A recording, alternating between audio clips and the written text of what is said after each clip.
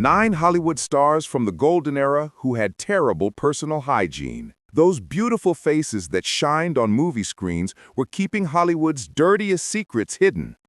Under all the glamour and fancy dresses, there was breath that smelled awful, body odor that made people leave the room, and personal habits so disgusting that movie studios spent millions of dollars to keep them secret. These weren't just stars who had bad days once in a while.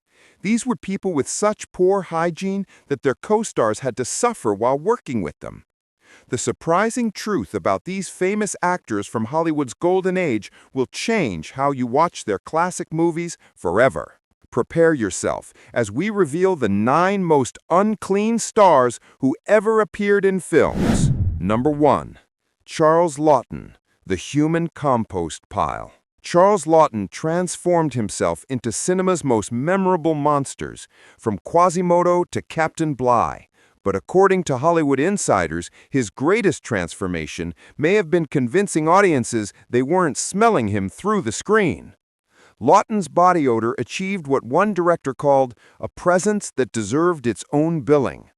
It wasn't just occasional actor sweat, but a complex ecosystem developed through purposeful neglect. Costume departments created specific Laughton procedures that one wardrobe master described as treating his clothes like dangerous waste that somehow needed to look like 18th century formal wear. Costumers had to air out his wardrobe daily, revealed a studio wardrobe supervisor.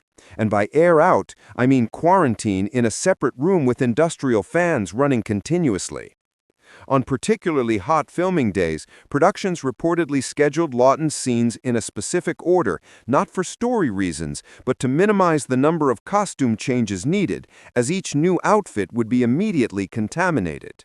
What made Laughton's hygiene issues particularly challenging was his physically demanding acting style.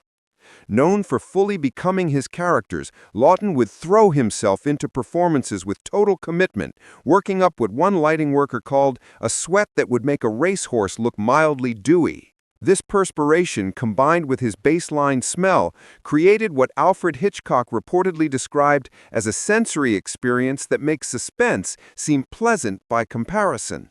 Despite these challenges, directors put up with Laughton's smell attack because of his unmatched talent.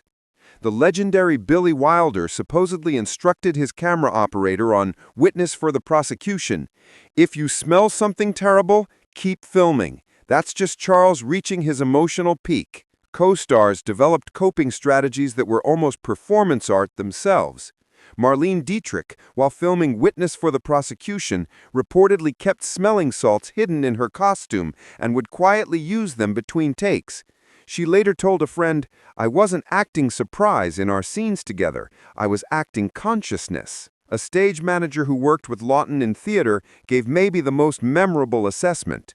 He could memorize a Shakespeare speech overnight, but apparently couldn't memorize the location of his bathtub for decades. The fact that Laughton's wife, Elsa Lanchester, stayed married to him from 1929 until his death in 1962 has been cited by historians as either history's greatest love story or evidence that she couldn't smell. Number 2. Ava Gardner. Beauty's rotting inside Ava Gardner. The woman Sinatra destroyed his life to have, the face that inspired 1,000 dreams, carried a secret behind her goddess image. She smelled like forgotten laundry left in a wet basement. While her glowing beauty amazed people on screen, Gardner maintained hygiene habits that one MGM makeup artist described as somewhere between a college bachelor and a wildcat. Despite having access to Hollywood's best grooming resources, Gardner approached personal cleanliness with what colleagues called aggressive lack of care. Her most notorious neglect involved dental hygiene. She rarely brushed her teeth, confided a makeup artist who worked on multiple Gardner films. "We developed a whole system, mints hidden on set, strategic mouthwash moments between takes, and camera angles specifically chosen to keep leading men upwind." One leading man reportedly described kissing Gardner as like tongue-diving into yesterday's dinner. Rather than bathing regularly, Gardner preferred to layer expensive French perfume over her natural smell, creating what one director called smell warfare. the smell version of putting a designer dress over mud-caked underwear. The combination of body odor, cigarette smoke, and heavy perfume became so recognizable that crew members could reportedly track her movements throughout studio lots without seeing her. She left lipstick and cigarette ash in every room and in every bed, one household employee allegedly revealed. Gardner's bedroom habits needed their own special procedures, with hotel staff reporting that her sheets needed immediate changing and sometimes complete replacement because of the mixture of bodily fluids, makeup, and mysterious stains she left behind. A studio executive who worked closely with Gardner during her MGM years gave maybe the most vivid description: a goddess in the spotlight, a gremlin in the morning light. Before hair, makeup, and perfume, Ava looked and smelled like she'd been found under a bridge rather than at a drugstore counter. Gardner's natural magnetism somehow overcame her hygiene issues, with men seemingly willing to overlook any smell attack to be near her legendary beauty. Frank Sinatra, during their storming marriage, reportedly installed multiple showers in their home in a subtle campaign to encourage more frequent bathing, a campaign that apparently failed badly. As one director supposedly said after a particularly hard day on set, "Ava's beauty is the perfect crime. It's so distracting you don't notice you're being poisoned by everything else about her." Number 3. Howard Hughes. From Playboy to Walking Germ Experiment. Howard Hughes shows the most dramatic hygiene breakdown in Hollywood history. A warning story of how a handsome pilot and producer became a human health hazard. Hughes didn't just let himself go. He transformed into something that would make horror movie directors say, "That's too much." The most mind-blowing part of Hughes's decline was that it came from his fear of germs. The man who once dated Katharine Hepburn and Ava Gardner eventually became so afraid of contamination that he stopped bathing completely, somehow deciding that being totally filthy was better than using possibly impure water. He feared dirt until he became its best example, one former associate noted. The billionaire's decline happened alongside his mental health problems, creating a perfect storm of wealth and illness that allowed horrible conditions no regular person could maintain. In his final years, Hughes developed hygiene habits that read like rejected horror movie ideas. He stored his urine in carefully labeled mason jars. He went months without cutting his fingernails, which grew into yellowed claws that curled back toward his palms. His hair and beard grew wild and messy with food stuck in them. Most disturbing, he would sit naked in his germ-free zone, a chair in the center of a room where he used tissues to touch anything, then threw them on the floor until they formed what one horrified attendant called a snow globe of human decay. Former employees described entering his sealed rooms as stepping into a corpse that was somehow still breathing. The smell became so recognizable that staff reportedly could tell which room Hughes had lived in even months after he'd left, because the odor had soaked into the walls themselves. The ultimate irony: this man who produced Hell's Angels and set aviation records became unable to appear in public because his stench would have instantly cleared any room. His billions couldn't buy basic cleanliness because his mind convinced him that cleanliness itself was the enemy. When Hughes died in 1976, the official cause was kidney failure, but first responders reportedly needed therapy after finding his body. One paramedic supposedly quit his job that same day, telling coworkers, "I've seen car accidents with dismemberment that were less disturbing than what was growing on that man." Hughes's transformation from Hollywood's handsome playboy to human germ experiment represents the most extreme hygiene decline ever documented among wealthy people. The man who once represented glamour died in conditions that would make a medieval peasant say, "You might want to consider taking a bath." Number 4. Bette Davis, the chimney with two eyes. Bette Davis didn't just smoke cigarettes. She was a cigarette with human body parts attached. Hollywood's dramatic queen created a toxic smoke cloud so constant that it became her unofficial scene partner in every production. Davis didn't just love cigarettes. She had what one director called a relationship more committed than any of her marriages. Smoking up to 100 cigarettes daily, she treated each one like it was oxygen. Studio accountants reportedly created a special Davis nicotine budget on her films that was as big as the food cost for the entire crew. She was brilliant, but she smelled like a burning library filled with wet ashtrays, actress Miriam Hopkins reportedly said after filming Old Acquaintance. The constant smoking created not just the expected bad breath, but a stink cloud that soaked into everything Davis touched. Her costumes needed special cleaning that one wardrobe supervisor compared to cleanup procedures after a chemical spill. Davis's dressing rooms needed their own air circulation systems. Makeup artists described working through a constant fog that left them with what they called Davis lung, a temporary breathing problem that only cleared up days after production ended. One worker claimed you could tell which dressing room was hers from 100 yards away. Just look for the door with the yellow nicotine stain spreading outward like some kind of toxic sun. The most powerful description came from director William Wyler after filming The Little Foxes. Kissing Bette was like licking the inside of a crematorium. I didn't so much direct her performance as survive it. Davis seemed proudly unaware of how her habit affected others. When one young actor dared mention the smoke making him uncomfortable during a scene, Davis reportedly stared at him with her famous eyes and said, "If you wanted fresh air, darling, you should have become a farmer, not an actor." Maybe the most telling story about Davis involved a fire alarm evacuation during the filming of All About Eve. As cast and crew went outside, someone noticed Davis was missing. A production assistant found her still in her dressing room, smoking. When told the building might be on fire, she reportedly blew out a perfect smoke ring and replied, "Darling, I am the fire." Number 5. W.C. Fields, a walking alcohol factory. W.C. Fields didn't just play drunk characters. He was a method actor decades before that term existed.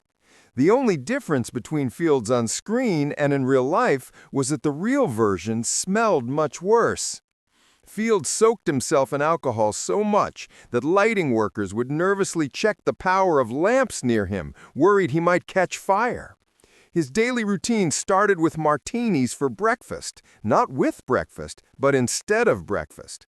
By noon, his sweat could have been bottled and sold as gin. His breath didn't just smell like alcohol, one assistant director remembered. It smelled like alcohol that had been used to preserve other smaller dead alcoholics. Co-stars described sharing close scenes with Fields as like being stuck in an elevator with a whiskey factory wearing a suit. The hygiene problems caused by alcohol went far beyond just his breath.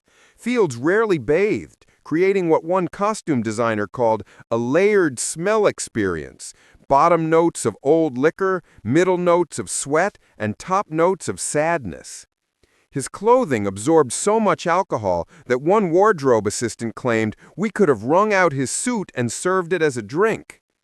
His hotel rooms became legendary disaster areas that hotel workers drew straws to avoid cleaning. Fields didn't just leave a room, he fermented it, one hotel manager reportedly complained. Maids described finding bottles hidden everywhere, including toilet tanks, light fixtures, and inside hollowed-out books. The legendary director Gregory LaCava put it most memorably. Fields doesn't age, he pickles. The man is basically his own embalming fluid factory. Despite, or maybe because of, his constant drinking, Fields had a successful career, though it required special arrangements from studios. Paramount reportedly scheduled his scenes for early morning, not because he was fresher then, but because he was still technically drunk from the night before rather than newly drunk, which somehow was easier for directors to manage. The next time you laugh at Fields' perfect comedy timing, remember that the actors in his scenes were doing small miracles, keeping straight faces while being hit by fumes that could strip paint off furniture. Number 6. Tallulah Bankhead, the proud queen of filth. Tallulah Bankhead didn't just break social rules, she dragged them through dirt and then rolled around in it. Unlike stars who hid their dirty habits, Bankhead showed off hers like they were rewards in a war against basic cleanliness. "I never wash, I have a deal with the dirt," wasn't just a clever joke, it was her actual life approach. Stage managers reported that Bankhead sometimes went weeks without bathing, creating what one described as a bad smell cloud that followed her like a loyal but unwanted pet. Her dressing rooms became known danger zones, with one Broadway theater reportedly calling hers the swamp and requiring special cleaning after she finished her shows. Bankhead's most shocking habit, proudly not wearing underwear for decades, created situations that horrified unsuspecting crews. During the filming of Alfred Hitchcock's Lifeboat, where she spent weeks in close spaces with other actors, the camera operator reportedly begged Hitchcock to make her wear underwear for scenes where she had to climb ladders. Hitchcock's famous reply, "I don't know if this is a problem for the costume department, makeup department, or animal control." Her personal living spaces reached legendary levels of messiness. One hotel maid at the Algonquin Hotel quit immediately after entering Bankhead's room, later telling her manager, "I've cleaned up crime scenes that were cleaner." Visitors described piles of cigarette butts, empty bottles, leftover food, and dirty clothing, creating a historical record of wild behavior. "She lit up a room, then cleared it out with her smell," theater producer Jed Harris reportedly said. Tallulah didn't just push boundaries, she pushed everyone's gag reflexes. What made Bankhead's dirtiness unique was how she made it part of her shocking personality. When one director politely suggested she might consider bathing before intimate scenes, Bankhead reportedly fired back, "Darling, if you wanted a rose garden, you should have hired one of those clean MGM virgins. You hired Tallulah Bankhead and you get all of me, including the parts that haven't seen soap since the Hoover administration." Number 7.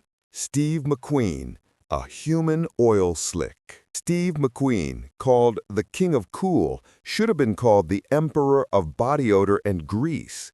Hollywood's rebel icon treated personal hygiene as just another rule he could break, creating a smell that was anything but cool. McQueen's love for motorcycles and race cars meant he smelled exactly like those machines.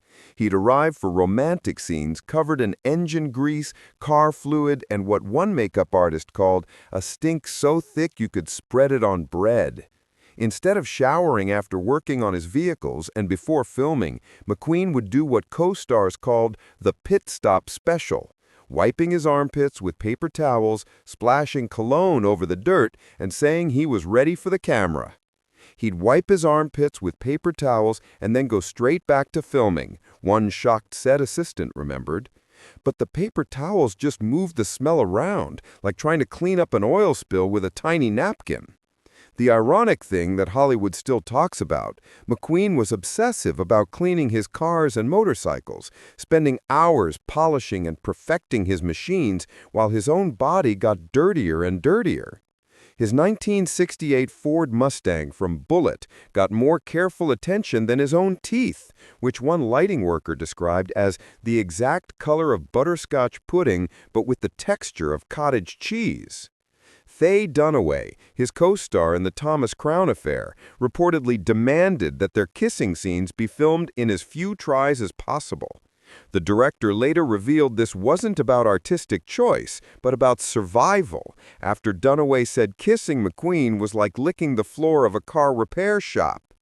Maybe the most telling story about McQueen's hygiene came from The Great Escape set, where fellow actor James Garner reportedly said, "When Steve took off his boots during the prisoner camp scenes, the Nazis should have just given up. That smell broke the Geneva Convention." As one studio boss perfectly said, he made looking cool seem easy and being clean seem impossible. The next time you watch McQueen's famous motorcycle scenes, remember that what you can't experience is the eye-watering cloud that followed him like cartoon stink lines come to life. Number 8. Marlon Brando, the human garbage truck. Marlon Brando changed the way people acted while also reaching new levels of how badly a person could smell. The man who whispered, the horror," in Apocalypse Now was actually talking about his own personal cleanliness. Brando didn't just skip showers sometimes. He treated being clean like it had deeply offended him. He would regularly show up to film sets without having bathed for days, wearing clothes that smelled so bad they could have had their own address. One crew member from On the Waterfront said Brando's costume smelled like low tide at a fish market during a garbage workers' strike. His worst habit was purposely ruining romantic scenes by using his own bad smell as a weapon. While filming Last Tango in Paris, he reportedly ate a lot of blue cheese and refused to brush his teeth before filming with Maria Schneider. During the Missouri breaks, he wore the same underwear for the entire 3-month filming period and proudly told everyone about it at parties. By the time he filmed Apocalypse Now, Brando had turned into what director Francis Ford Coppola privately called a walking swamp. His trailer reportedly needed special cleanup procedures after he left, and one set decorator admitted, "We had to burn the furniture. I'm serious, we burned it. It cost less than trying to clean what he left behind." His acting was legendary, and one crew member who worked on several Brando films remembered his smell was legendary too. It had layers like an onion, first sweat, then spoiled food, then something that I think was actually rotting on his body. The sad thing about Brando wasn't just his wasted talent, but that a whole generation of method actors thought smelling like month-old garbage was somehow part of good acting. As Apocalypse Now co-star Dennis Hopper supposedly said after filming, "Working with Brando made me really appreciate napalm." Number 9. Clark Gable, the king of bad breath. Clark Gable was Hollywood's biggest heartthrob, and his smile made women everywhere fall in love with him. But the actresses who worked with him weren't feeling weak because they were attracted to him. They were trying hard not to throw up. Behind his famous mustache was a mouth full of rotting teeth. Gable had complete dentures by the time he was 32 years old. He didn't have just some false teeth, he had a full set because a terrible gum infection made all his teeth fall out. The decay in his mouth created breath so bad it should have had a danger sign on it. Vivien Leigh had to use smelling salts between filming scenes in Gone with the Wind during their famous kissing moments. She later admitted that she mentally went somewhere else in her mind, like people who are being tortured do. But Loretta Young had the worst experience while filming Call of the Wild. She reportedly threw up after kissing him and told her helper, "Kissing Clark feels like French kissing a dead body that's been soaked in vinegar." One camera operator explained what it was like filming Gable up close. It was like pointing your camera into the devil's mouth after he ate a lot of chili. The studios tried really strong solutions to fix the problem. MGM reportedly made a special emergency kit just for Gable's breath that had mouthwash, mints, and actual nose plugs for crew members who had to film in small spaces. Nothing worked. His false teeth were rarely cleaned and didn't fit right, so food got stuck and rotted, creating what one crew member called a smell that could peel wallpaper off walls. As one studio worker put it harshly, they called him a gentleman until they got close enough to smell him. Then they called him, "Oh God, not again." The next time you watch Gable's romantic scenes, remember that you're seeing Hollywood's best trick, women looking like they're in love while being hit with breath that could kill houseplants from 20 feet away. These 9 icons proved that Hollywood's most carefully protected secret wasn't scandalous affairs or hidden identities. It was the eye-watering, stomach-turning reality that the most beautiful people on screen were often the most disgusting in person. The gap between their glamorous images and their putrid realities reveals the movie industry's greatest special effect, convincing audiences that these walking health hazards were the height of desirability. What's truly amazing isn't just how badly these stars smelled, but how successfully studios hid these smell horrors from the public. Without social media or tell-all books, fans remained happily unaware that their bedroom posters and movie idols were functioning as human germ dishes between takes. Only stars with supernova talent could get away with such disgusting personal habits. Lesser actors who dared show up with Brando's stench or Gable's breath would have been blacklisted faster than you can say basic hygiene. The tolerance for these walking health code violations represents maybe the purest example of how talent beat everything in Hollywood's golden age, even the gag reflexes of everyone within smelling distance. Next time you watch these legends work their magic on screen, remember the true heroes, the co-stars who somehow maintained romantic expressions while fighting their own body's desperate urge to run away. Those weren't just Oscar-worthy performances happening on camera. They were acts of smell endurance that no acting school could possibly prepare you for. So the next time you wish you could travel back to Hollywood's golden age and meet these icons in person, thank your lucky stars that this particular wish can never come true. Some glamorous illusions are better left intact, especially when the reality would require a hazmat suit and industrial-strength nose plugs. If you found these revelations disgustingly fascinating, don't forget to like this video and subscribe to our channel for more of Hollywood's dirtiest secrets. Let us know in the comments which star's revolting habits shocked you most.